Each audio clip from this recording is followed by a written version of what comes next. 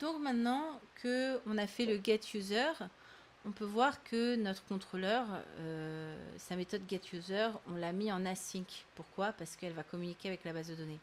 Eh bien, il va falloir faire la même chose du coup avec notre contrôleur auth, c'est-à-dire que on va mettre ces méthodes qui vont communiquer avec la base de données en asynchrone, de façon à pouvoir s'assurer que, par exemple, dans le cadre de register, eh bien, le user ait bien été créé en base de données avant que le token soit envoyé, que dans le cadre du login, eh bien, mon BDD user ait bien été aussi récupéré dans la base de données avant de commencer à essayer de vérifier le login. Donc tout à l'heure, j'ai changé cette ligne de BDD user.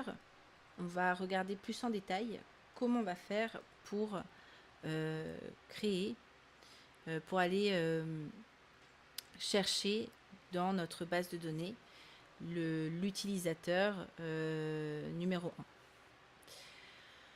qui a le même login que celui qui a été entré. Donc on va chercher dans le modèle user, on va faire un user.getOne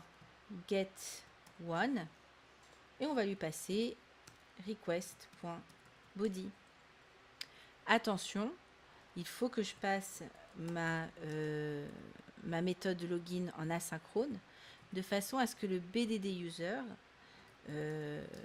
puisse attendre que mon user.getOne, que la promesse ait été résolue avant de récupérer sa valeur. Sinon, BDD user sera égal à une promesse qui est en train d'être pending, qui n'est pas encore résolue.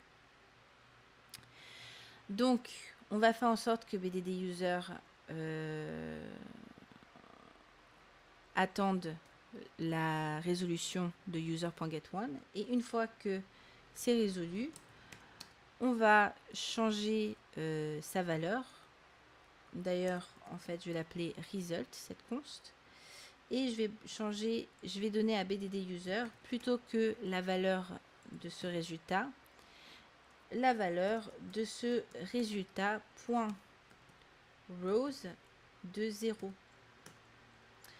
Pourquoi? Parce qu'on a vu tout à l'heure qu'en fait, on récupère non pas cet objet-là direct, mais un énorme objet qui a plusieurs propriétés, commande, row count, OID et rows, et que rows derrière, c'est un énorme tableau. Et moi, ce qui m'intéresse, c'est ce premier élément-là, du tableau. Ok, donc on va tester cet appel vers l'API. On peut voir dans le body que j'ai bien login hello password world. Et je vais envoyer. Il me dit que c'est pas le bon password.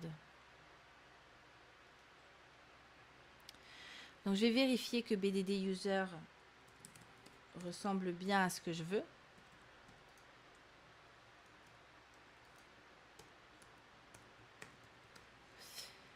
BDD user et je vais voir aussi que rec.body ressemble bien à ce que je veux.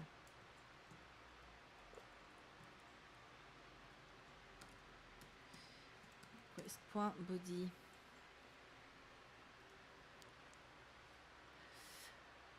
Ok, je vais relancer mon appel sur ma base de données. Et du coup, j'ai bien le password Hello World.